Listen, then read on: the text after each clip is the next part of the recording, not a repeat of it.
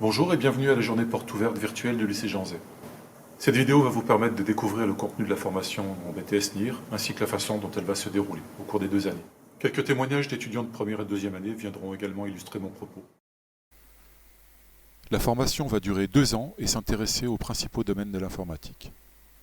Parmi tous les étudiants qui arrivent en première année, certains ont déjà des bases en informatique, mais nous recommençons la formation à partir de zéro, c'est-à-dire on reprend toutes les bases. On commence par les principes de programmation, c'est-à-dire qu'on étudiera pour commencer l'algorithmique.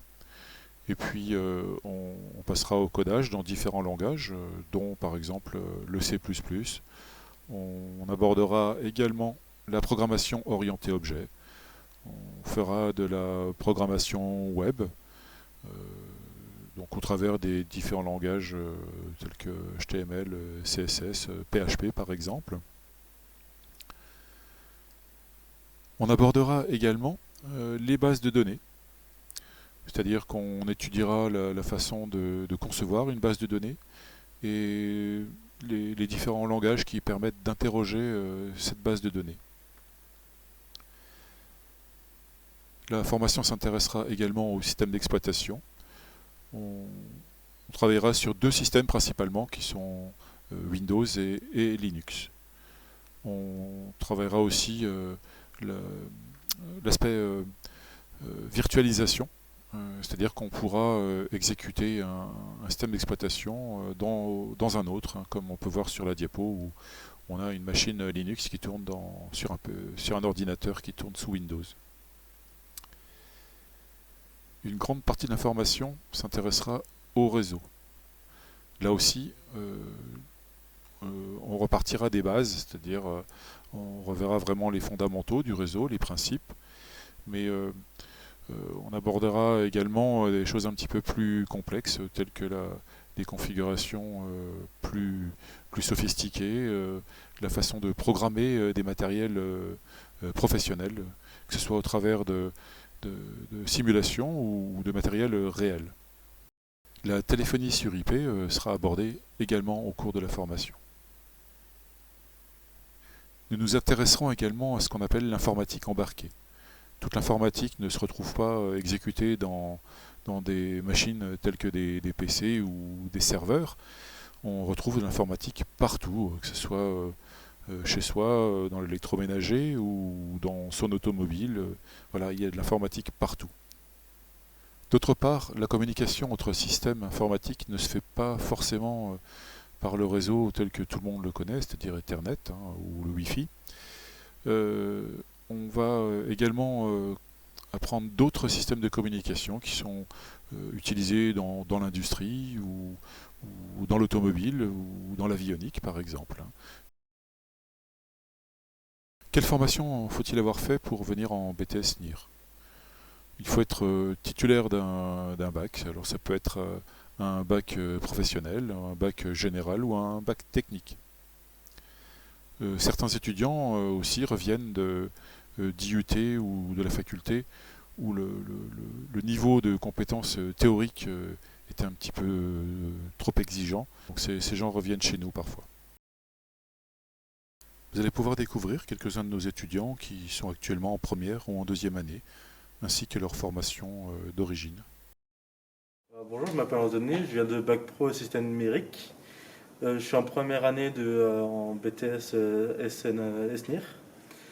Je suis venu dans cette section parce que j'aime bien l'informatique, je suis passionné depuis toujours et ça me plaît. Bonjour, je m'appelle Julien et je suis en BTS SN. Je viens de Bac STI 2D et j'ai choisi cette filière parce que depuis mon stage en troisième, l'informatique m'a beaucoup plu. Bonjour, je m'appelle Nicolas, je suis en deuxième année de BTS. Avant ça, j'étais en bac général S, option sciences de l'ingénieur. Donc là, aujourd'hui, on est en projet. Bonjour, je suis Vincent, je suis en deuxième année de BTS NIR, suite à un bac pro SN. Je suis actuellement en phase de projet. Bonjour, je m'appelle Benjamin, j'ai fait un bac STI 2D, je suis actuellement en deuxième année de BTS SNIR. Afin de concrétiser les connaissances que nous avons acquises pendant ce BTS, nous avons pour but de réaliser un projet. L'enseignement se passe d'une part de manière classique, sous forme de cours, de travaux dirigés ou de travaux pratiques, avec une forte dominante de travaux pratiques. Mais nous avons également d'autres activités qui sont plus en rapport avec ce qu'on peut observer dans le monde professionnel. Nous allons travailler sur des systèmes complets qui vont faire intervenir ce qu'on appelle une partie opérative, ainsi qu'une partie informatique évidemment.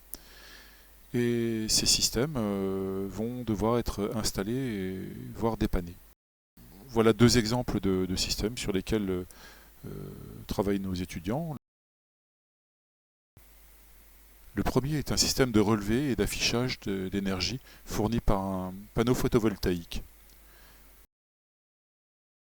Le second est un système de relevé de données météorologiques que l'on peut consulter avec un simple navigateur pour Internet.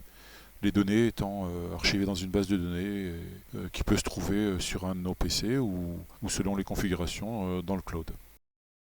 Dans un premier temps, les étudiants interviendront par équipe dans lesquelles un chef d'équipe distribuera des ordres de travail à ses techniciens et les techniciens devront effectuer l'assemblage, l'installation de l'ensemble du système.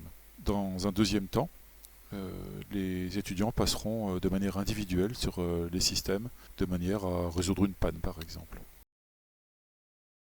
Au cours du second semestre de la deuxième année, les étudiants auront l'occasion de mettre en œuvre tout ce qu'ils auront acquis au travers d'un projet collectif qu'ils auront à réaliser au cours de ce dernier semestre.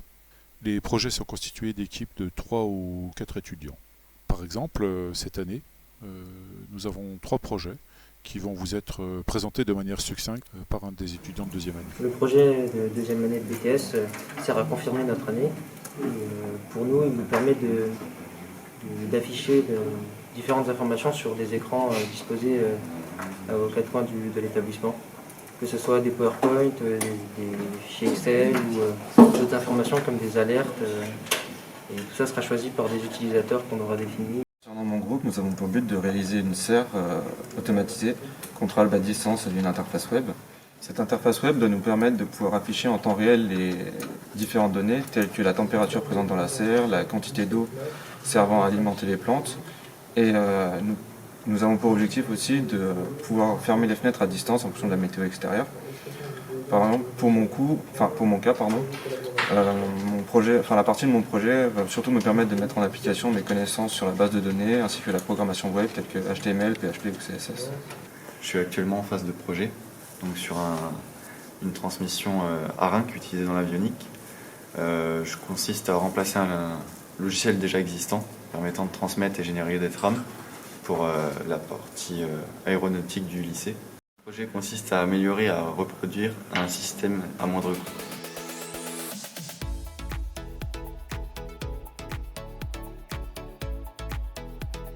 Après obtention du diplôme, la moitié de nos étudiants entrent dans la vie active ou continuent leurs études.